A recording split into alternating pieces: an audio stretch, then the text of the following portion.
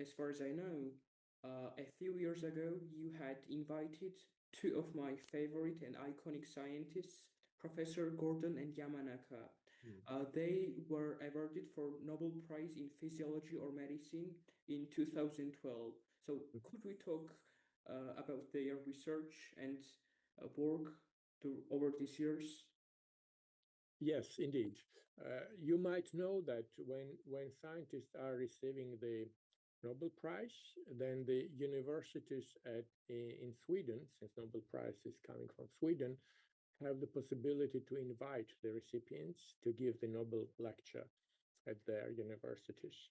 So in 2012, the Nobel Prize was awarded to Sir John Gurdon and Yamanaka, Japanese scientist who was working in United States and in Japan in parallel.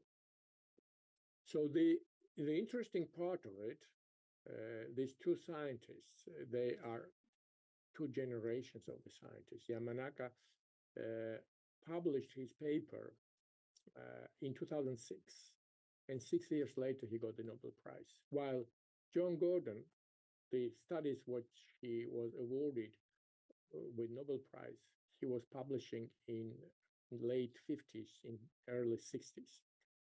And then it was very first reprogramming approach when they were taking the nucleus of one type of the frog, putting into the egg, replacing the nucleus into the egg of the other type of the frogs, and then with this replacement of the nucleus of the cells, they were receiving the kind of clone of the